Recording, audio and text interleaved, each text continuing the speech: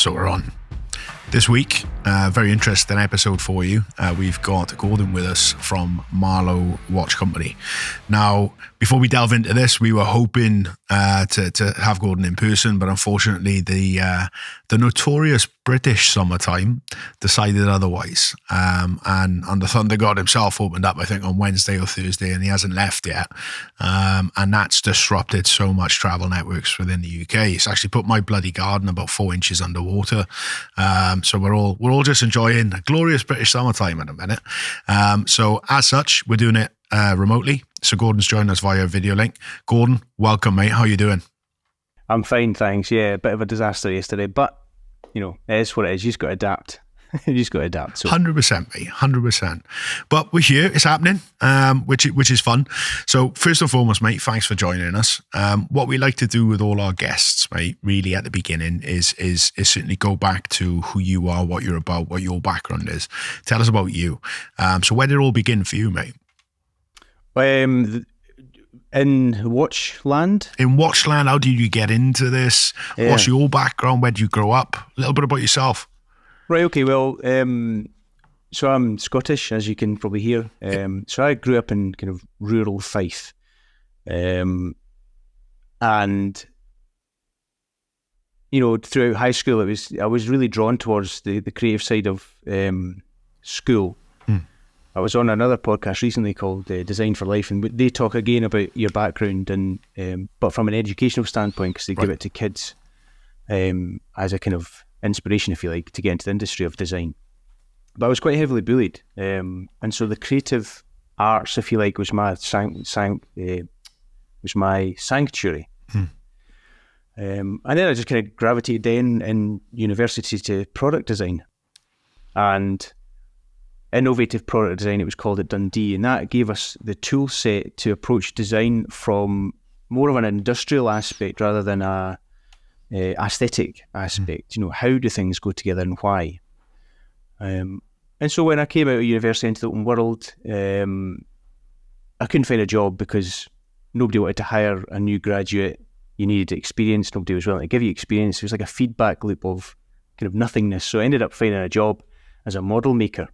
Wow. In architecture, just creating small models for, you know, new schemes, new buildings, things like that. And we had a rapid prototyper, or a 3D printer as they call them now.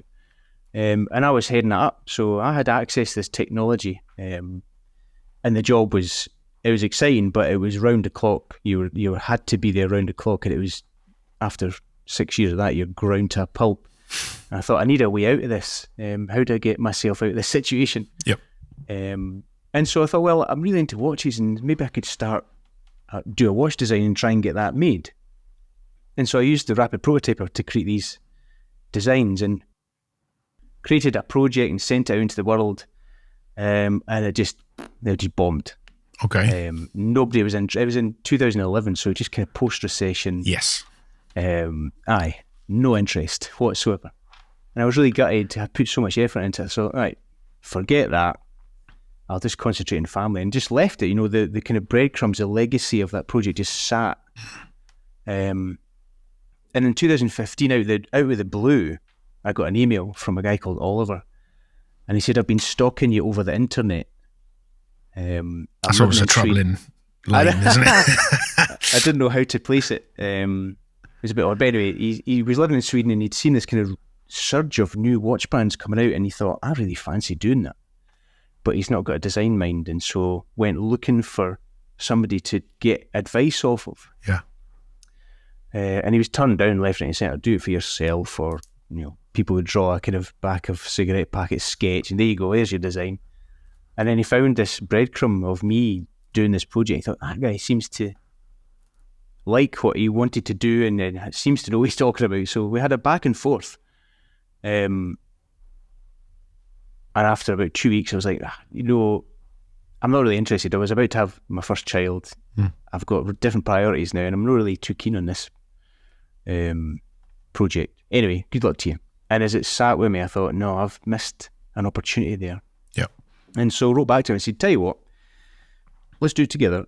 And at the end of it, you can give me a couple of watches as payment. And then you can go off on your merry way, and that'll be fine. And I'll have this. yeah, it'll be a little kind of experience. It'll be lovely. But as we kind of started working together, we thought, no, we want to do this together, and go at it kind of full effort, no half measures. And so from there, we just kind of started finding our way. We were not from the industry, so there's a lot of learning to do. Absolutely. And we launched our first watch on Kickstarter, which for me, when I tried to do it myself, wasn't a thing. There was Kickstarter in the US, but it wasn't part of the UK kind of scene. But by 2015 it was. So we launched the project on Kickstarter. It did really well. And so we just kind of built from there and kept building. And we've kept building since then. We're almost 10 next year, which is crazy to think that's almost a decade of doing this. But yeah, that's the kind of nutshell of how we came to be. It was a lot of failure followed by a lot of trust, a lot of kind of luck and happenstance, and it just seemed to kick off. We just had this resonance. Oliver was really driven. He wanted to do something with himself, and me coming from architecture and wanting to do something with myself, we just kind of met at the right point in our lives, I guess, that we could both attack this desire to do something. So there's a number of interesting points on that, mate, and we could, just on that element of the story, we could spend the next 6 hours discussing things. One of the main things that stood out to me is almost how you close that off there. There was a lot of failure points there. How do you view them now, retrospectively, with a little bit of seasoning and some further knowledge? How do you look back at that? I approach it, I'm almost 40, so I'm getting into my spiritual era of my life, and I have to look at it quite spiritually. Things happen for a reason. Like yesterday, sitting in Kelvin Grove when I got that message about the trains, I thought, that's a disaster, but then better to be stuck up here than stuck down in Liverpool. So things happen for a reason, and I look at a lot of their history and what happened with that perspective. Everything's led to this point. If things hadn't gone that way, they wouldn't have led to this point. So I think failure is just part of the landscape of putting yourself out there and doing things. You can't expect to blaze trails and not fail. I see it quite spiritually. It's what it is. Mate, if I'm honest, that's exactly the answer I was expecting of you, but also the exact answer I was hoping for as well. Because like you, mate, we've gone through our journeys, and it's ups and downs and smiles and frowns and everything that comes with it, right? And for me, the failures are the most iconic milestones in that journey, because you learn so much from them, and it pushes you in a certain direction. If everything's going tickety-boo and hunky-dory, there's a danger there to veer off from the path you should be on. Sometimes it's a little slap that you need to get back in a certain direction or point you in the right direction. Phenomenal, mate, phenomenal. Well, everything in life for me is reference points. So we've went, as Marloe, we've went through some really tough times, and personally we've went through some really tough times, and at the time it is misery. It is absolute misery, but in retrospect, it's a waypoint, like you say, a milestone that you can look back upon and say, it's tough now, but it isn't as tough as it was then. Yeah. So it gives you reference points. Everything's a reference point in life that you can call upon when things are going south. Yeah. To say, well, at least it's not as bad as that. Let's get perspective and of course work through this. So, you've got to go through the lows, mate, to enjoy the highs. Absolutely. Yep. I think as younger men, we fail to realise that. I certainly did. And it's only with my personal life or me as an individual, through seasoning and exposure and putting yourself out there and living it, do I understand now how prevalent these things are. Do you know what I mean? And how much you have to really go through them. It's almost like a rite of passage. Absolutely. And it's awesome. And I think the trick it comes into that, mate, is when you do go through it and you keep pushing. And then great things happen. Do you know what I mean? And things start to click together, and you get past that point, and you can really enjoy then the positives for what they are, and understand when negatives come that, right, okay, well, this is bad, but it's not going to last forever. Do you know what I mean? I keep moving forward, one foot in front of the other, and we'll get out the other side, and you know, the cards will fall where they are, but you know, we'll still be here. That's a huge lesson, mate, that so many people will be able to relate to, I think. And this too shall pass. Everything moves on, and you just have to embrace the experience. Mate, yeah. You've got to learn to enjoy the journey as much as the destination, and I think that's we're like writing Hallmark cards, you know, mate. We're like a pair of hippies on the beach in Bali. But yeah, I think we're both hitting that age in our life, mate, where we're like, yeah, you know, like I get it. Things happen for a reason. It goes down a certain way, and sometimes that's negative, and sometimes that's positives. And trying to identify when they happen or when opportunity knocks is also another key element of this journey, and you get better at that the more seasoned you become. Talking of which, obviously that little knock on the door for you, mate, from Oliver in Sweden, you know, opened that conversation up, and you identified that as an opportunity. So how did you manage building and developing a relationship and a business, mate, realistically, you know, in different countries through the internet? How did that go? Did you guys meet up? Was that, how'd you do that? So we started chatting in March 2015, and by October we had a business. You know, we had the design, we had the manufacturing. Like, we incorporated ourselves in October, and then we launched the Cherwell, and then we launched the Derwent, and then we launched the Lomond. And we still hadn't met in person. Wow. So that was 2 years we did this and hadn't met in person. So video calls like this, phone calls, both working full-time jobs. So trust was everything. My old man, he's just cynical by nature, and he's like, who is this guy? Yeah. And can you trust him? And, you know, you've never met. Is he real? Yeah. So there was a load of trust involved. But yeah, it was 2 years before we first met, and then we met in Edinburgh. Oliver and his wife came up, and we had our first kind of face-to-face meeting. And it was weird. By that point, we just had accepted that this is how it was, and it was real, and it was happening. But seeing him in person, it was like the last little jigsaw piece. It just clicked, and we're like, yep, he is real, and this is a thing. It's quite a ballsy move, isn't it, really? Because you've got to a point there where you're cutting checks. Do you know what I mean? You're sending money around the world. You've never met the guy. Yes, you've developed a relationship and a camaraderie through the internet and an understanding. You've probably had to expose yourself on your personal side a little bit to each other as well. Do you know what I mean? You understand each other's families, the dynamics, fiscal or financial situations, etc. And you hadn't met yet. How... That's just mind-blowing, isn't it? And a lot of people look at that, and you mentioned there your dad. My dad was the same. I think that may be just like an old-school Celtic sort of all-man type. So I think, what are you doing? Like, who is this fella? I can imagine, you've said that there, and I can imagine my old man like sat on the couch looking at me as if I've got three heads. Like, what? Are you mental? What's wrong with you?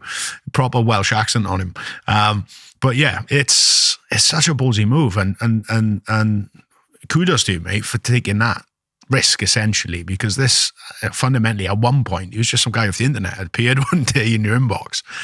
Subsequently, you obviously you've gone through this journey, and you've done 3 watches, and you finally met. How has that grown, that relationship, since? Are you still sporadically seeing each other, or is, I imagine now you're probably more common for you guys to be together than it was a few years back?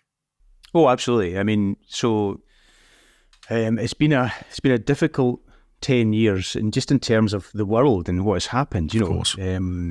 So we were based in Sonning Common initially. So by 2018, we were both full-time Marloe. Right. And so we had our office in Sonning Common, which is just next to where Oliver stays in Henley-on-Thames. Right. And so I'd fly down once a month. Yeah. Just to be there and to go over things and go and visit suppliers or do things. And that was just the way it was. You know, once a month I would fly down and be together. But every day we're talking on the phone or video call or whatever. Yeah. We use a app called Slack, which allows you to do video chats quickly. You just patch in, it's fine. And then we moved the office up to Scotland. Oliver's wife had a secondment. She works in high-level coffee And so she goes to different countries to roll out new bands. Yeah. And so he said, we need to do this. If we don't do this, we'll regret it for the rest of our life. So we need to do it. Would it be okay if you took the office? And I thought, great. I can now take ownership of this. And really, because I'm the design arm of Marloe, I thought, well, that would be great because then I have oversight over everything now. So we moved the office up in January 2020. And then by April, we were locked down. So couldn't hire anybody. Oh, mate. Couldn't do anything. I had to do everything. So shipping, logistics, stock control, customer service, and continue to design and produce and manufacture watches with suppliers. So it was a growth experience as a person. It's probably a blessing and a curse, that though, mate, as well, because like the blessing side of it, looking at positives, like you've managed to there, first and foremost from a business standpoint, have touch points over everything, really understand the process behind every facet of that organization, from orders coming in, developing and stocking stuff on a website, shipping it, handling customer service queries, servicing, all these elements. Do you know what I mean? Also, because it's so close to home, that for a lot of people, mate, that period of time when we were locked down was turmoil because guys had nothing to do. Do you know what I mean? And it's all fun and games. We had a cracking summer, if you remember that year, mate. It was awesome. Everyone was out in the garden. I've never seen more jacuzzis in my life, mate. And I've never seen more of them now, like under covers with like frogs growing in them. Do you know what I mean? Because the cost of living's gone up. People can't afford to heat them up or fill them with water. But at that time, mate, it was like living in the south of France and it was epic. But there's only so much of that you can do. And I know a bunch of guys are going stir crazy. But for you, you're in a position now where you're like, yeah, okay, work, let's go. Do you know what I mean? And I give you the opportunity to really bed in.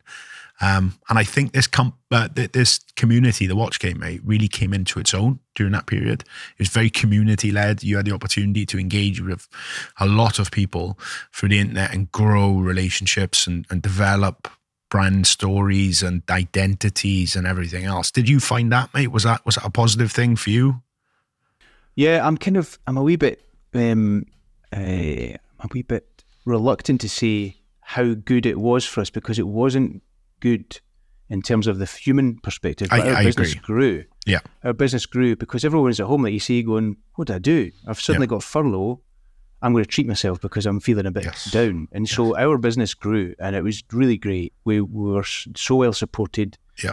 It was by 3 or 4 times we grew over COVID. Yeah. Yeah. So suddenly we're like, holy moly, this is really taking off now. Yeah. So it was a kind of double-edged sword. It was really great for Marloe, but it was really tough for me. I think I came very close to saying, stuff this. Really?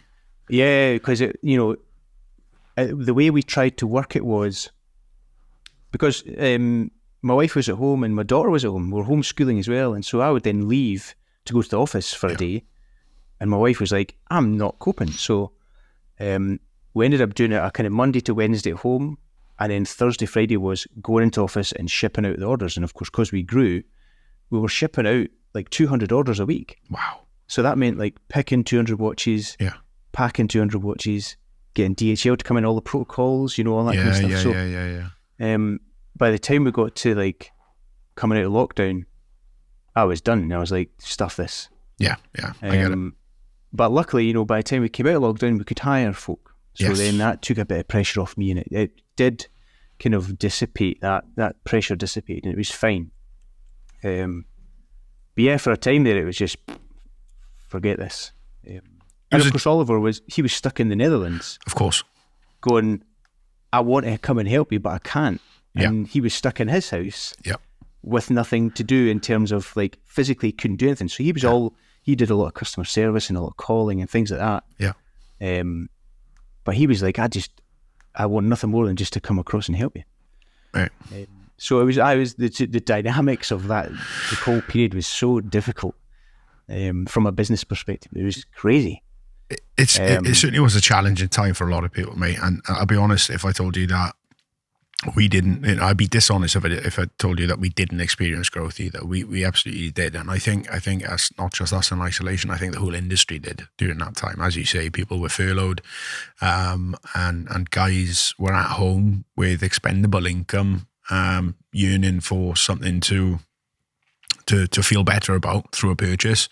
Get excited about. Absolutely. And also engage in a community that was, at the time, on a watch side of stuff, kind of really thriving, because it was the community element came out in it. Everyone was checking in with everyone. There's someone was doing a live tonight. Oh, there's a live going on Wednesday with this brand. These people I've got a Q&A session happening. It really, and as you say, mate, it's difficult because there was a huge human cost to what was going on. So you don't want to look at it in that sense and say, well, it was a good time. It was a tough time. Do you know what I mean? Some good came from it, but it was a tough time. For me and for what we were doing, I'm kind of used to being at sea. So in the sense of, right, well, I'm confined to a certain area. Okay, well, I've done that. We got copious amounts of work to do, and you never turn off. Okay, well, I've done that. I'm used to that. And the ability really to, live, eat, breathe and sleep with the same human beings for long periods of time. Right. Yeah. I'm kind of used to that as well. So for me, it wasn't as alien as it was to some folks. So sometimes when I'm having these conversations, mate, I've got to remind myself that not everyone has shared experiences in the past of similar situations. Do you know what I mean? So I look at it in that sense and I'm like, I was just water for ducks back. But it wasn't. I was similar to you. I had 2 kids, homeschooling, this, that and the other. And I'm hopeless at that, mate. My missus took a lot of that on and in hindsight that she should have had a bit more support off me. Do you know what I mean? Than she got. But she trooped on, she soldiered on, and we cracked on and did our thing. But it was an odd one, mate, because it came and it was like the world radically changed. But as soon as it came, like looking back at it now, it just disappeared. It was gone. It just left. But it was a formative stage, I think, for a lot of businesses and a lot of folks. And we're starting to see now in the industry guys who we lived through that or operated through it. Some guys now were the people sat in the house going, I've got this itch I need to scratch. And it's like this year we're starting to see a huge amount of micro brands coming through who were born from being stuck at home in one place with a laptop and creativity. That's all they had.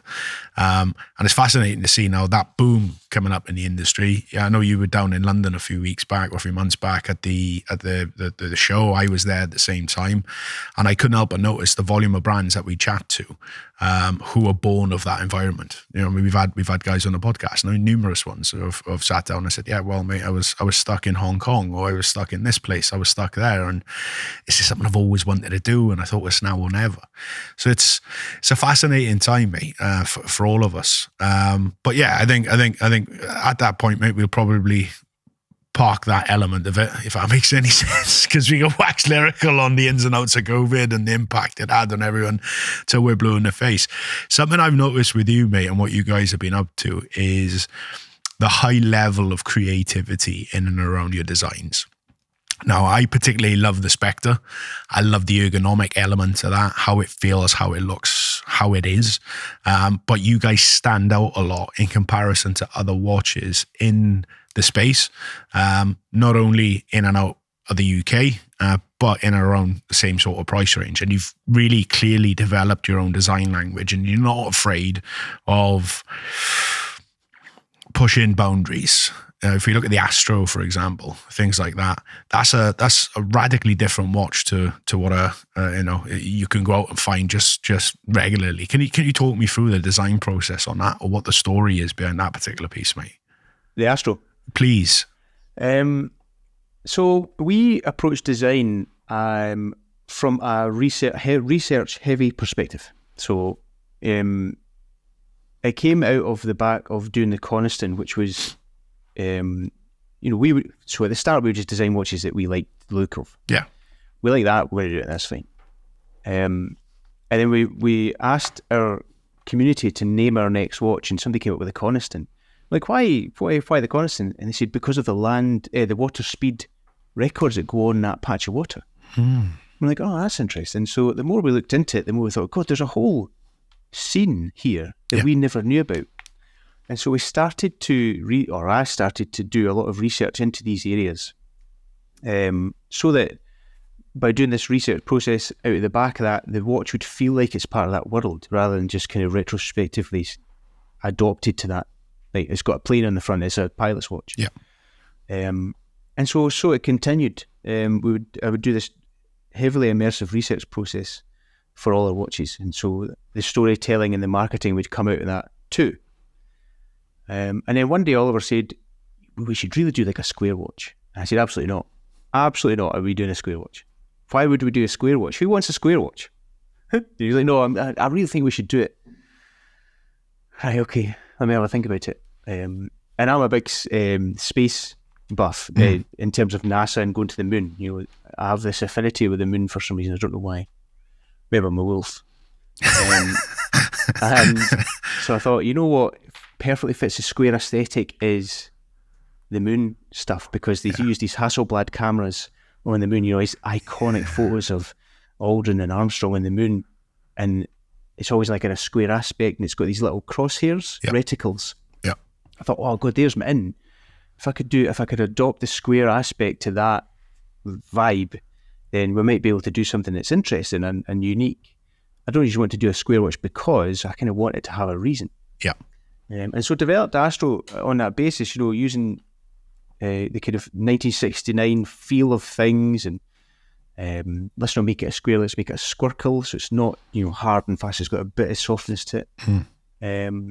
But all the way through I was going, oh god, this could go one of two ways. Yeah, absolutely. It could either be totally whoa, you know, or it could go the other way. And in the offing, in the making of it, it's kind of split down the middle. It's the most polarizing watch we've ever done, because it's square but with the circle inside, and you know, we've tried to include a lot of design techniques to soften the blockiness of a square extruded. So texture of metal, some kind of recessed areas to reduce the thickness, the visual thickness. So when it's on your wrist, you know, you've got your angle of attack, reduces the thickness of it. Lots of different things that we've learned over the 10 years to try and make this a unique offering that's not what people generally scream for, you know, a square watch. So, which in itself is a ballsy move, mate, to be fair. Like, in the sense of, like, you guys have got a business, you're making watches. Obviously, you love what you do and you've got a passion for it, but fundamentally, it's a business. In order for you to exist, you have to be able to sell what you're making and recoup some money in profit to be able to invest into the next project to come out again. And that's the whole premise of a business. To go down that route of, and I understand the squircle side of stuff. You look at the new Land Rover Defenders, you see that in the rear lights where there's a lot of consideration there in that shaping. And well, why didn't they want the angles? Why didn't they want the corners? And it makes sense. It softens everything up. But these are things you only see from a creative lens, or if you're a creative person. Clearly, you are very much of that ilk. And clearly, both you and Oliver have got a lot of confidence in your abilities to put stuff together, mate, and feel right in the sense of, right, well, this is radically different. You know what I mean? This is I love it. I think it's amazing. This is so much fun. Do you know what I mean? But to be in you know, from a personal standpoint, to be like, right, okay, well, we're going to commit X amount of money to this and make this happen. That's phenomenal. I find that exciting. Do you know what I mean? We exist in a world, mate, of like an inch and a half. Do you know what I mean? And there's only so much you can do, and there's so many places you can go. So when someone takes a risk in that way, risk is probably the wrong word. When someone, you get what I mean. When someone goes in that direction, mate, it's refreshing. It's nice to see. So how was that received, mate, by the people? Like, what were the thoughts on that piece? Well, just on your point there about us doing things, you know, putting is risk, because you're risking the profitability of your business. Yeah. I don't know if you've seen our old Morar dive watch that we put out. That was the same thing. You know, we thought, well, if it's going to be a dive watch, let's do it so it looks like and feels like it should exist in that environment. Yeah. You know, roughened up cases and 40 mil, and we thought, wow, this is going to send us into the stratosphere. And again, it didn't, because it's just too far out for the kind of our market grab is like the layperson. Yeah. And they don't want a kind of far out design. They want something that looks like a more popular watch. Yeah. The Astro was the same. The reception has been polarized. People either love it, like yourself, or they absolutely hate it, and they're quick in telling us. Yeah. But the feeling I have is we're everybody in the design world and the watch world, is looking for that kind of Steve Jobs. I didn't know I wanted that until I saw it. That's what we're chasing, really. Yep. We're all chasing this watch that we put out in the world, and folk go, I need to have that. And we've tried it in the past with other watches, but with Astro we thought, well, why not? Who knows what will happen? We might hit on a zeitgeist here that we never knew about, or if nothing else, it's a reference point that we can call back on and say, we're never doing that again. But yeah, I think the second you stop pushing the envelope is the second you should kind of hang up the gloves. What is this all for if not to have an experience and have fun and try things and put it out there and go, here it is, this is what we think is cool. And if you don't like it, that's absolutely fine. But why not? What else are we doing? Yeah. True words have never been spoken, mate. Like, there's I'm not even going to try and add to that, mate. You nailed it. You know what I mean? You are definitely in this spiritual phase of your life, mate. I love it. Yeah, I am. It's awesome. The other one that stands out to me, mate, that I absolutely love, and I know why I love it, but I want you to tell me a bit more about it, is the Spectre. That to me just screams, it's fantastic. I absolutely adore the look of that watch. How did that come about, mate? How did you get to that point? So, I can't remember when it was, but we were designing a watch called the Atlantic, which was a really big watch for us. It was a chronograph, and we were using a Seiko movement, a brand new Seiko movement that was meant to be the challenger for the ETA 7750. This is the best non-Swiss chronograph, mechanical automatic movement you can use. And in the process of doing that, we went to the point where we got samples and we're ready to push the button on production, and I hated it. I thought, I don't like anything about this. It was just it was almost a design by committee watch. And I hated it. And I said to Oliver, we need to stop this ship right now. If we carry on doing this, it'll be a disaster. So we stopped it at great expense, and I redesigned it in the way I thought it should be. And so off the back of that process, I also designed a watch called the Solent, which I'm really have an affinity with the sea and sailing and the maritime world. And I designed this watch, the Solent, as a kind of sailing-inspired ocean furniture, sea breaker, concrete angles, just a watch that felt like it belonged at sea. And through doing that process, I kind of had a bit more kind of, I was G'd up because I'd done the Atlantic redesign and I'd done the Solent. I thought, this is great. And I thought, well, I'll tell you what we could do is we could take that architecture, the Solent architecture, and maybe do iterations of that design DNA, that kind of ethos of the angled lugs, and it feels like it belongs at sea. What could we do? We could do, the Solent is like the daily watch. Why would we do a really aggressive submarine watch? That would be cool. So it looks like a turbine and it feels really aggressive, like, whoa, it's blocky and solid. 200 meters water resistance. Let's do that. Okay, let's do that. So it follows on the DNA of the Solent. And we'd done the Morar, and we had a kind of history of doing bezels, and we always put rifling on stuff. We just think it's cooler, you get that kind of, instead of being flat. Yeah. Yep. So let's put a rifled bezel on this, but make it bi-directional, because really, who uses a unidirectional bezel these days? It'd be more handy if you could do it both ways. So let's do that, because it's not a dive watch. It's more of just an aggressive sea watch. Yeah.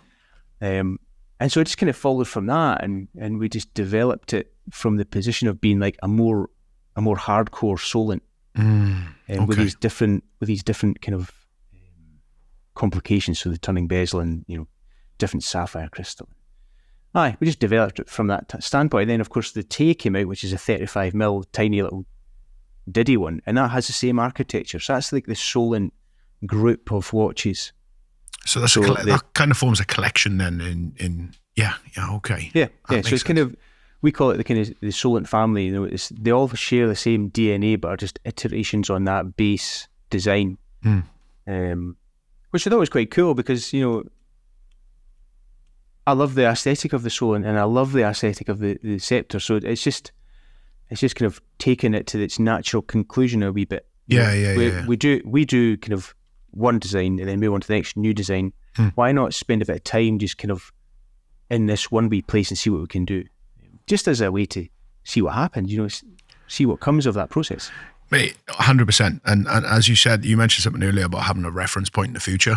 And as the brand grows, mate, and it gets older and it develops and this, that, and the other, touch wood, we're all, the brands exist in 100, 200 years. Do you know what I mean? Because you've got a number of variations there of the same piece and slightly different interpretations at it. You've got so much then to lean back to in the archives. Like we see big brands do now. They go back and look at what did we do in 1956? Let's take some of this out of it and bring it into a new model.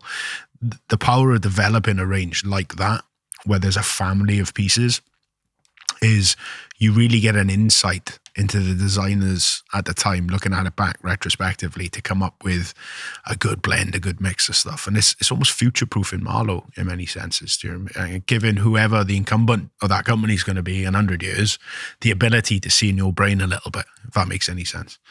It does make a lot of sense. And I think, so just after the Solent, that kind of phase, I went down a path of kind of despair, because we had realigned our brains to think, well, if we build in the marketing aspect, the storytelling aspect into the watch, then by the time we come to kind of, ta-da, all of the reasons for existing will be there. So why is the hand that shape? Because it looks like this. And why is the case that shape? Because it looks like that. Yeah.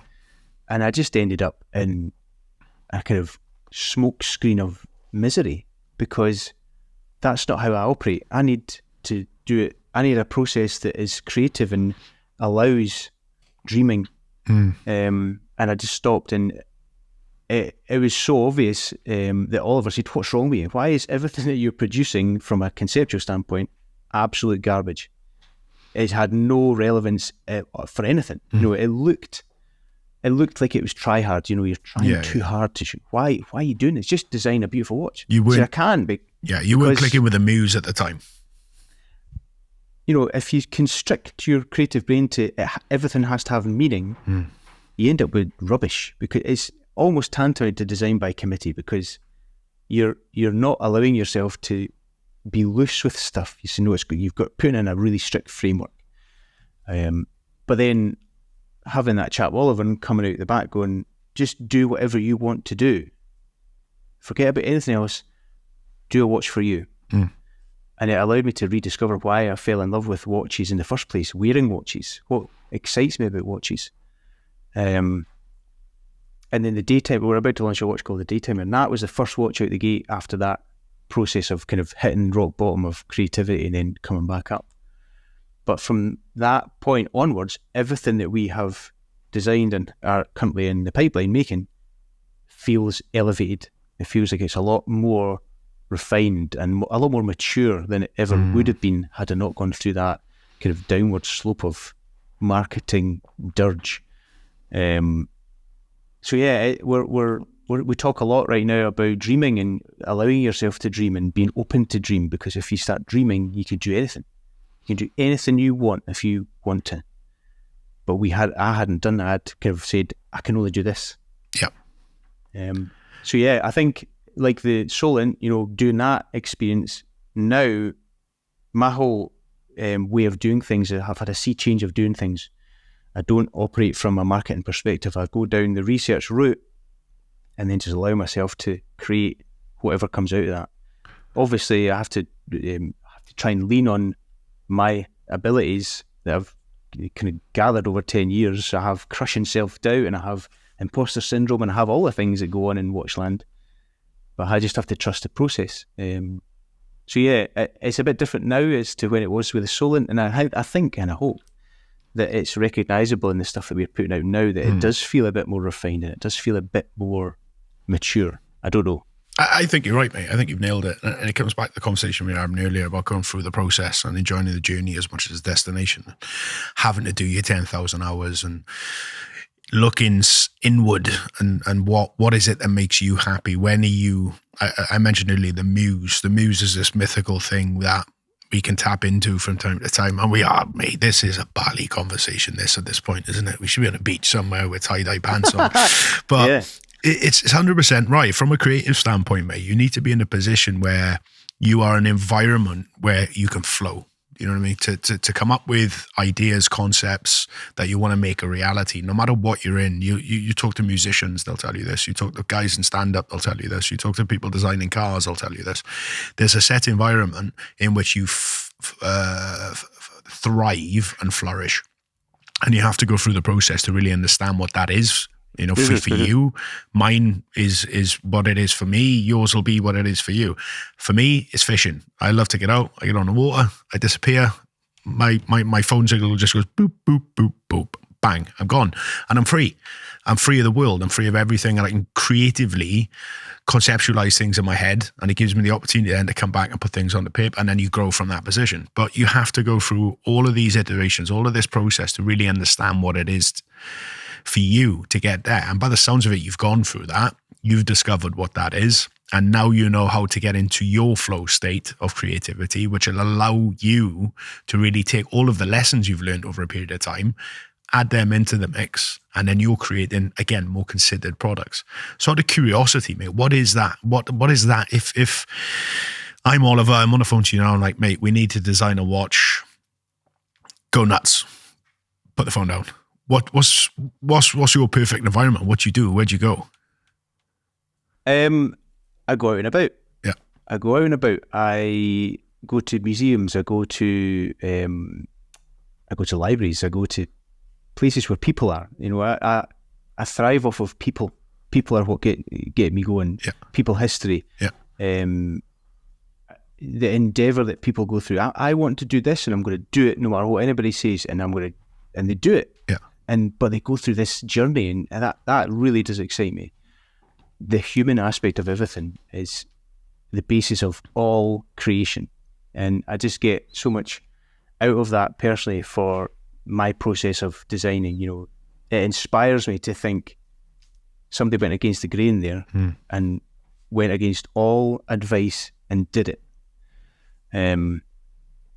But a lot of it is just immersing myself in these worlds. For the Atlantic, you know, we did the Atlantic during lockdown, and so I had loads of time just to get into the kind of headspace of what would it have felt like for somebody who wants to go across the Atlantic in a balloon, and what were the technical challenges and what were the personality challenges, you know, the aesthetic of the balloon and what it felt like to be in there. And luckily enough, in Scotland, we've got the National Museum of Flight down in East Fortune. It takes you an age to get there, but once you're there, they have a Concorde and they have a lot of jets, but they have one kind of World War II bunker filled with Atlantic R-34 airship stuff. They've got the wheels and they've got the altimeters and they've got a model of it and the jackets, and that's where I spent most of my time just soaking it up. So that out of the back of that, the watch feels like it belongs in that era. So,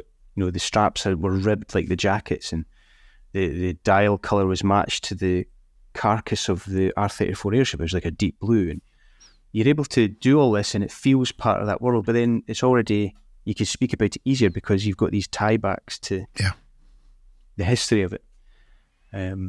So a lot of it is just, immersion in people history. The Daytimer is a bit different because that's my history, that's our history, that's how have we come to this point.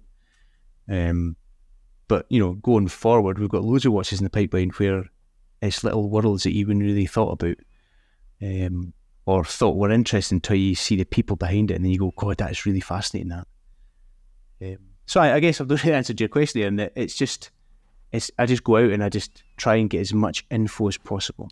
Fascinating. Not facts, but how would it have felt to be that person? Yeah. Right. What a fascinating insight into your creativity. And I mean that, do you know what I mean? Because that's the stuff that gets me out of bed in the morning, do you know what I mean? Like understanding what this is and how it works for different people and things. And it's phenomenal. And it shows. It shows in the product, it shows in the designs, it shows in what you're doing. Everything's massively considered, which is lovely. It's nice to see, and it's nice to hear you confirm it, because I know myself and a lot of other guys have seen it and gone, I think I know what he's doing. Yeah, like he's proper immersing himself in this and trying to find things and draws and pulls to put things together. And as you say, the more experience you're getting in that, the better you're becoming at it. The more you're feeding it in your creativity and in your own words, since that line in the sand, you're feeding it in your designs and your products that you're putting out. Mate, it's epic. It's epic. I love watches, mate, very much. But I love this stuff more, if that makes any sense. Well, it's people. It's people, isn't it? It's people experience. Everyone, no matter what happens, are looking for connection. You and me. Are you experiencing the same thing as me? Do I belong? Yep. Is this the right thing that's happening to me? How do you feel? Yep. I think after COVID as well, we're even more aware of the human experience. Of course. Am I doing okay? So I feel like doing that in my professional life is a good way. It's almost catharsis, we are doing okay. But yeah, thank you for saying. I'm really pleased that you're getting that kind of that message from what we're doing, because we do care. Everything about what we do is in the pursuit of connection and absolutely with people. We want you to see this watch and go, God, that's great. I love that. Yeah. And I wear it every day with pride because it means so much. Of course. It's not just a watch, it's got this whole thing around it. Yeah. Which is what we're trying to do. We're just trying to connect with people. That's the name of the game. Absolutely. It's and I think that you start looking at that, in the watch world on a wider standpoint, mate, and that's what it is. I mean, we've all been in an airport or we're traveling, somewhere out and about, and you've clocked something on someone's wrist, and we've all been the guys like, mate, is that I'm not a weirdo, I'm not here to rob you, but is that a thing? Oh yeah, it is, mate, thanks so much. It's an instant connection. We're all yearning for that brotherhood, that family connection, that tribal mentality. We're humans. That's what we've done for millennia, mate. You know what I mean? That's just we're in a modern age, and we can pick our tribes a bit wider now than we could a couple of thousand years ago. But yeah, it's definitely coming through. I'm feeling it, mate, and I'm sure a bunch of other guys listening to this are seeing it. So you go, whatever you're doing, keep doing it, please. So just keep going on with that. So what's the plan for Marloe, mate? What comes next? Where what are you aiming for? We are going through a really exciting phase right now. So coming back to our kind of location history, Oliver came back from Amsterdam. And so we moved the office down back to where he is, because he used to be on the coalface, and he moved to Amsterdam, he was off the coalface, and suddenly he felt disconnected. So bringing the office back to him, suddenly he's running now. And so we've got an office down in Sonning Common, which is just kind of west of Henley-on-Thames, with a view to, well, it's changed very recently, our goal, because we were, I guess, like a lot of people gunning for this British made kind of moniker. And there was one company in particular really forging that path, and we were all just kind of sitting waiting, hope they do it, because if they do it, that's the blueprint, Yeah. And then suddenly we could have this industry in Britain again of watch stuff. And very recently decided not to do that anymore. Yes. And so we've had a bit of a kind of realignment of our priorities. Oh, okay, if they're not doing that anymore and don't see value in that, maybe Swiss made is more valuable, perhaps. What we're doing. And for a long time, for almost 10 years, we've had this vision of being able to do things ourselves. So at some point we said we will have a watchmaker, and we will be able to assemble and repair and maintain ourselves. And we've done that very recently. In April, we hired a watchmaker, Alison, and we've got our own workshop in our office, and we've got our own clean rooms and all our own equipment. So we can start assembling, and we can start taking control of stuff, which is unbelievably exciting. To have Alison here, she's Marloe through and through. Just the way she does stuff and the way she communicates is just so resonant of what we do. Yeah. But it opens up so many more doors. So we're now talking to a dial manufacturer in Britain. Okay. And hand manufacturer in Britain, so that we can take a chassis, the Daytimer, the Morrar, whatever, and then create unique small batch stuff. So 10 pieces, 50 pieces. So it's okay. So yeah, the future for us is continuing to do this, more small, like 1,000-piece small batch stuff, but then having a bit of fun and stretching our elbows using those chassis and creating stuff that is interesting and fun, and being able to do collaborations with people. Yeah. So the day timer, it's so important to me because it's my falling back in love with watches. Okay. And next year we're 10. It's a decade, and so we're going to do a really special day timer, using a different movement, and it's going to be a bit more unique. That signifies the starting point. So Oliver lived in Sweden where we first started, and I live in Isle of Skye now. Do you? And I do. Oh wow! Yeah, that's where I am right now. I'm on Isle of Skye. So that was part of the process as well of of freeing myself as we moved to that island.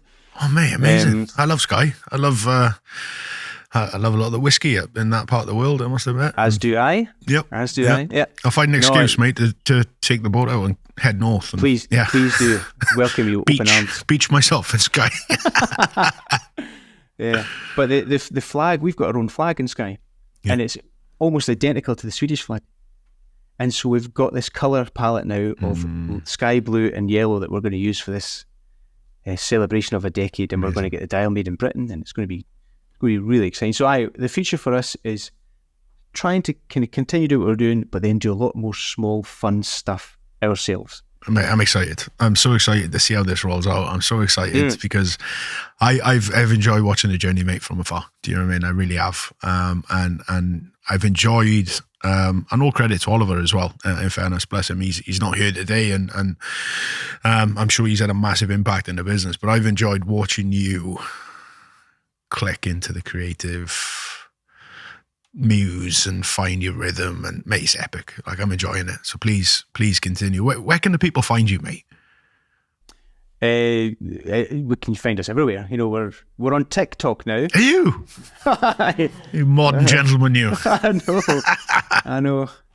We're everywhere. We've got our website, marlowatchcompany.com. Yeah. We're on Insta, Marloe Watch Co, YouTube. We've got our own. I'm kind of in the throes of doing a YouTube series called Road to Morar, which documents how we go about making a watch, in specific a dive watch. Yeah. And coming from the Morar experience, which was quite disastrous, nobody wanted it, and we went through this whole process, wabi-sabi, taking pleasure in the oddity of things. But we're redesigning it as a more market-aligned dive watch, and I've taken people through the whole process of what is a dive watch, what is important to us, the research process, early designs, right, it's now ready to go manufacture. And so we're now at the point where I'm about to do another update of production and the pitfalls and the ups and downs of that. So yeah, we're all over the place. But funnily enough, at the British Watchmakers Day, the amount of times we heard people come up going, "Are you guys new?" Yeah. And we thought, we've got work to do here. Yeah. We've got a lot of work to do because we've done it ourselves. We've not really been super active in the watch industry or the watch community. Yeah.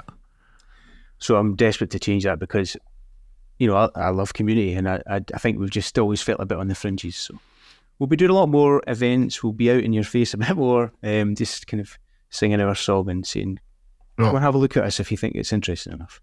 It's fun and exciting, mate. And guys, I implore you to head over and check out what these guys are doing. Have a look at their Instagram, see what's going on. Mate, Gordon, thank you so much for your time today, mate. And I look forward to catching up with you in person soon enough. When this island of ours decides to defrost and sort of dry up a bit. Yeah, dry up a bit, mate. Yeah. It's like living on a mushroom, isn't it? It is. But mate, again, thank you very much. And guys, until next time.